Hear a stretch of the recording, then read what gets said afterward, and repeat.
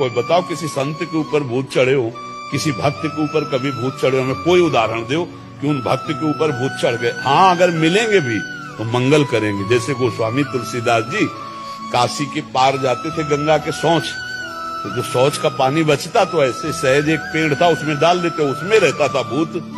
अब वो अपवित्र पानी पीता है तो शौच का अपवित्र पानी पीता। ये कई दिन घटना हुई तो वो प्रेत खड़ा हो गया हाथ जोड़ के और कहा आप जो मांगेंगे वो मैं दूंगा आपको। बोले हमने तो आपको पुकारा नहीं, कोई सेवा नहीं की। बोले बहुत बड़ी सेवा बन गई, जो आपके कमंडल में पानी बचता था फेंक देते थे वही हम पी लेते थे, अब हमको देना चाहते थे। बोले क्या दे सकते हो? हमें तो सिया राम जी के दर्शन चाहिए।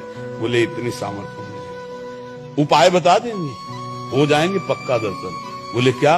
बोले जब राम कथा कहते हो उस समय हनुमान जी कथा सुनने आते हैं, उनके पैर पकड़ लेना, वो तुम्हें दर्शन करा देंगे। बोले हम पहचान कैसे पाएंगे कि हनुमान जी आते? तो बोले सबसे पहले कथा में आके बैठ जाते हैं और मलिन भेष है और बूढ़े स्वरूप में आते हैं और सबसे पीछे कथा में प्रणाम करके जाते हैं। जो ऐसा करे वो हनुमान जी होंगे। अब तुलसीदास जी जब भगवान की चर्चा देखा कि शुरू होने के पहले एक वयोवृद्ध विशाल काय आकर चुपचाप बैठ गए से। यत्र यत्र रघुनाथ कीर्तनम तत्र तत्र कृतमस्तकांजलिम बाष्पवारि परिपूर्ण लोचनम मारुति नमत राक्षसांतकम। अशुभ प्रवाह करते हुए भगवान की चर्चा सुनते और जब कथा संपन्न हुई सब चले गए तब वहां के ऐसे रज लेके ऐसे लगाया कि भक्त चरण रज है। सोई गोस्वामी जी दौड़ पड़े, सोई भागे हनुमान जी। तो तुलसी घाट से काफी दूर है संकट मोचन हनुमान जी, वही संकट मोचन हनुमान जी। तो काफी दूर में जाके चरणों को तो हनुमान जी रुक गए। बोले क्या चाहते हो? तो कहा सिया राम जी के दर्शन। तो कहा यहाँ नहीं, चित्रकूट चलो। तो चित्रकूट हनुमान जी लिया गए। फिर राजकुमार के रूप में जब राम लक्ष्मण जी के दर्शन हुए, चंदन तो वो लीला। तो देखो प्रेत ने भगवत साक्षात्कार का विधान बना दिया।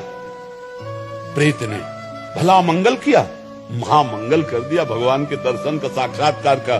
तो हमें नामदेव जी को एक बार प्रेत में भगवान विट्ठल के दर्शन हुए महाराष्ट्र में।